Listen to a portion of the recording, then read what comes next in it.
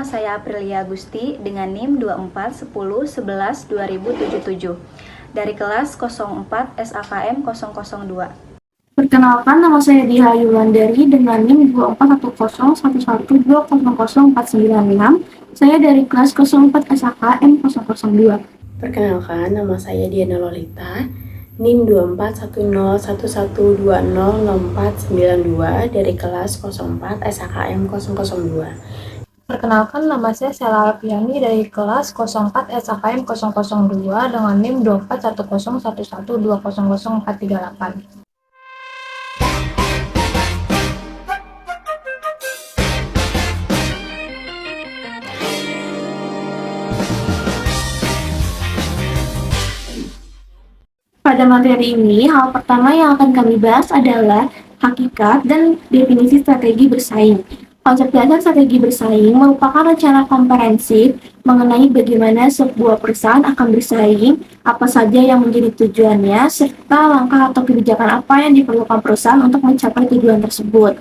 Di sini ada definisi menurut Michael Porter. Strategi pemasaran bersaing merupakan kombinasi terstruktur antara tujuan yang diperjuangkan oleh perusahaan dan alat atau kebijaksanaan yang digunakan perusahaan untuk mencapai tujuan tersebut. Selain itu, ada definisi menurut Philip Kotler. Strategi bersaing ini merupakan upaya perusahaan untuk memenangkan pasar secara kuat dengan cara yang pertama memberikan keunggulan bersaing sekuat mungkin terhadap konsumen. Yang kedua, memposisikan perusahaan secara kokoh terhadap para pesaing. Yang ketiga, melakukan analisis pesaing secara mendalam serta menerapkan strategi pemasaran bersaing yang efektif. Jadi persaingan ini adalah hal yang tidak dapat dihindari dalam lingkungan industri. Dampak positif atau negatif dari kompetisi tersebut sangat bergantung pada sikap mental dan cara pandang para pelaku bisnis dalam melihat persaingan itu sendiri.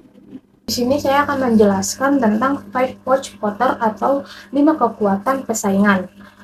Teori ini asal mulanya dikembangkan oleh Michael Porter dengan bertujuan untuk menganalisis tingkat persaingan dan keuntungan dalam suatu industri. Teori ini juga terbagi menjadi 5 kekuatan utama.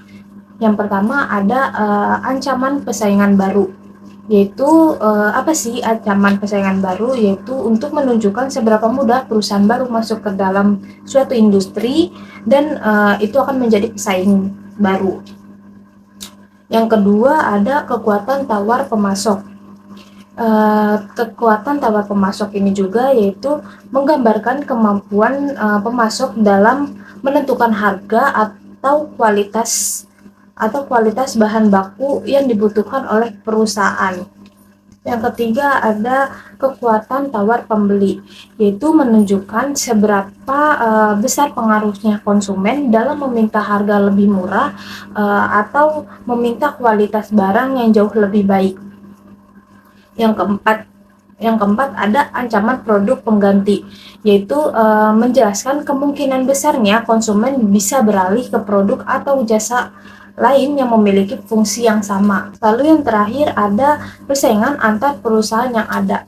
Apa sih yang dimaksud ini? Yaitu untuk menggambarkan tingkat persaingan antar perusahaan-perusahaan yang sudah beroperasi dalam industri yang sama. Lalu dapat disimpulkan dari kelima kekuatan persaingan tersebut bahwa analisis 5 Watch Porter dapat digunakan untuk memahami kondisi persaingan dalam suatu industri sehingga perusahaan dapat menentukan strategi yang tepat untuk memperoleh keunggulan bersaing. Di sini saya akan menjelaskan materi tentang 3 strategi generik Michael Porter. Nah, untuk membuat strategi bisnis, manajer biasanya menggunakan strategi persaingan Porter. Metode ini berasal dari 2 pertanyaan utama. Yang pertama yaitu pertanyaannya, apakah kita akan berusaha membuat perbedaan dengan produk atau layanan kita, atau apakah kita akan bersaing dengan harga yang lebih rendah? Untuk yang kedua, perbedaan terletak pada layanan atau kualitas daripada biaya. Pertanyaan yang kedua yaitu, apakah kita akan bersaing secara langsung dengan pesaing utama untuk pangsa pasar yang paling diminati, atau apakah kita akan berkonsentrasi pada segmen pasar yang menguntungkan tetapi kurang diminati. Nah, oleh karena itu, perusahaan dapat memperoleh keunggulan bersaing melalui 3 pendekatan, sebagaimana dijelaskan oleh Michael Porter dalam konsep strategi generik. Ketiga strategi ini membantu perusahaan menciptakan posisi unik di pasar dan membedakan diri dari para pesaing. Berikut ini adalah 3 penjelasan tentang strategi tersebut. Yang pertama ada keunggulan biaya atau cost leadership. Inti dari strategi ini yaitu memfokuskan seluruh operasional perusahaan untuk memproduksi dan menyediakan produk atau layanan dengan struktur biaya yang jauh lebih rendah daripada milik kompetitor. Mekanisme profit. Nah, dengan biaya produksi yang lebih efisien, pastinya perusahaan mampu menetapkan harga murah bagi pasar yang sensitif terhadap harga, namun tetap mengantongi keuntungan yang lebih sehat. Fokus operasional pada keunggulan biaya ini yaitu efisiensi massal, pengendalian biaya yang ketat, dan skalabilitas produksi. Tentunya keunggulan biaya ini juga memiliki beberapa risiko, yaitu perubahan inovasi teknologi baru dapat mendepak investasi atau pengalaman efisiensi masa lalu secara instan. Yang kedua, pendatang baru atau pesaing dapat dengan mudah meniru metode biaya rendah perusahaan. Yang ketiga, terlalu fokus pada pemangkasan biaya yang dapat membuat produk menjadi stagnan dan gagal berkembang secara kreatif. Yang keempat, ada inflasi ekonomi yang dapat mengikis efisiensi biaya, memperkecil jarak persaingan dengan perusahaan yang menggunakan strategi diferensiasi. Berikutnya ada pergeseran minat pembeli secara tiba-tiba ke arah produk yang lebih memiliki keunikan sendiri atau diferensiasi. Nah, risiko berikutnya yaitu diferensiasi. Inti dari strategi ini yaitu menciptakan produk atau layanan yang memiliki karakteristik unik, khas, dan bernilai tinggi yang tidak dimiliki oleh pesaing manapun. Nah, fokus operasionalnya yaitu penekanan tiada henti pada inovasi teknologi, keunikan desain produk, kualitas material yang tinggi, serta pelayanan pelanggan yang superior. Keunggulan pasar. Nah, pastinya konsumen bersedia membayar dengan harga yang lebih tinggi karena mereka menganggap nilai keunikan yang ditawarkan itu sangat berharga. Keunikan ini bisa bersumber dari produk itu sendiri, sistem pengantaran, hingga strategi pemasaran. Aturan penting diferensiasi. Perusahaan dilarang keras ingin tampil beda secara nyata hanya demi perbedaan itu sendiri. Perubahan dan keunikan produk harus secara nyata dirasakan manfaatnya oleh para konsumen serta mampu menguntungkan posisi strategis perusahaan. Taktik penerapan. Nah, menampilkan fitur unik lewat iklan, kampanye kreatif, kemasan, logo, karakter huruf, hingga jingle iklan yang tertanam kuat di benak para konsumen. Keunikan tersebut sebisa mungkin diupayakan agar sangat sulit ditiru oleh para kompetitor. Yang ketiga yaitu fokus. Nah, inti dari strategi ini yaitu menolak bersaing di pasar yang luas dan lebih memilih memusatkan seluruh sumber dayanya untuk melayani segmen pasar yang lebih spesifik. Misalnya wilayah geografis yang terisolasi, kelompok usia tertentu, atau kebutuhan pelanggan yang sangat khusus. Keunggulan pasarnya yaitu perusahaan mampu membangun kedekatan hubungan yang sangat mendalam dengan pelanggan di ceruk pasar tersebut, melayani konsumen yang biasanya diabaikan atau dipandang sebelah mata oleh para industri besar.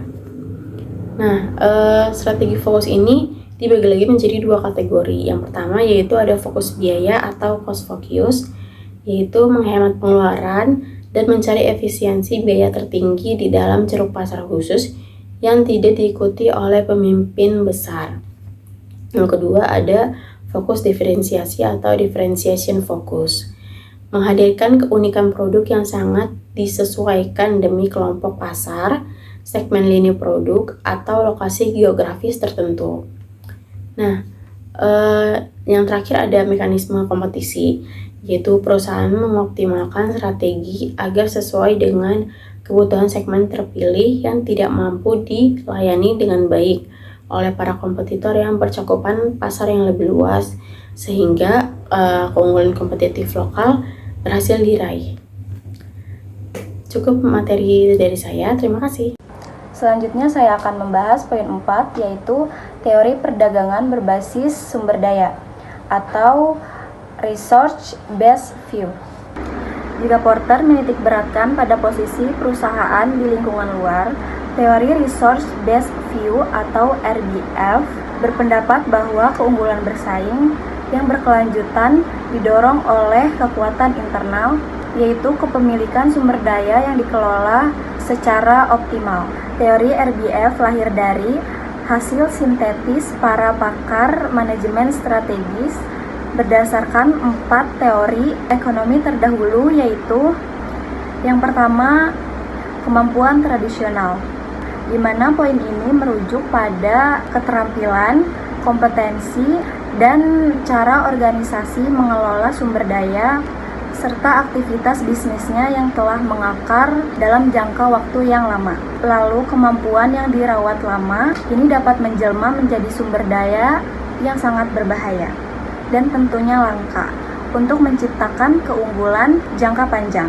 Yang kedua ada ekonomi Ricardo.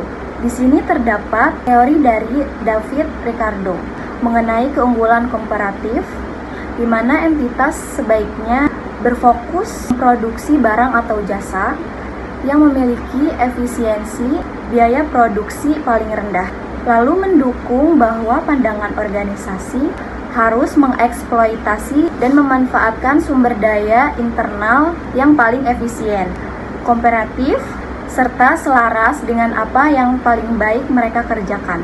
Lalu yang ketiga ada ekonomi Penrose. Di sini terdapat teori dari Edith Penrose yang menekankan bahwa pertumbuhan organisasi dipicu oleh akumulasi sumber daya yang dinamis dari kemampuan manajerial serta pembelajaran keterampilan karyawan. Lalu menegaskan bahwa sumber daya perusahaan tidak bersikap kaku atau tetap, melainkan terus berkembang melalui proses pembelajaran organisasi untuk memicu keunggulan bersaing. Lalu poin yang keempat dan yang terakhir adalah anti kepercayaan dan implikasi ekonomi. Terdapat sudut pandang ekonomi yang menilai bahwa konsentrasi kekuatan monopoli atau kekuatan ekonomi dapat merusak keadilan pasar dan merugikan konsumen, serta memicu intervensi regulasi pemerintah, serta menjadi rambu-rambu penting bagi perusahaan dalam memanfaatkan aset dan kapabilitas internalnya agar mampu meraih keunggulan bersaing yang sehat tanpa melanggar regulasi anti monopoli. Mungkin hanya itu penjelasan dari saya. Poin selanjutnya akan dilanjutkan oleh rekan saya. Cukup sekian, terima kasih. Yang terakhir, kami akan membahas dinamika hubungan antara sumber daya dan keunggulan bersaing. Yang pertama, definisi sumber daya perusahaan merupakan seluruh kekuatan berupa aset baik berwujud maupun tidak berwujud, kapabilitas proses organisasi, informasi, atribut, serta hal apapun yang dikendalikan oleh perusahaan untuk memahami dan mengimplementasikan strategi pasar ke dalam produknya. Selain itu, ada pula dampak finansial sumber daya, yaitu penerapan strategi berbasis sumber daya yang tepat secara umum memiliki 2 fungsi utama. Yang pertama, menekan biaya operasional yang harus dikeluarkan. Yang kedua, meningkatkan pendapatan perusahaan secara simultan. Selain dampak, ada pula resiko ketidakefisienan sumber daya. Menurut konsep ekonomi, jika biaya yang dikeluarkan oleh perusahaan untuk membuat atau mengembangkan suatu sumber daya terlalu besar dan tidak layak, maka sumber daya tersebut menjadi tidak efisien dan tidak efektif. Selain itu, ada pula konsekuensi kegagalan aset.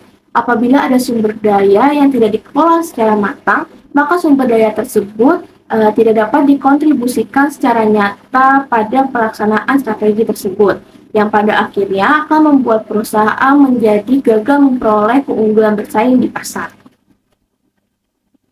1, 2, 3, vai!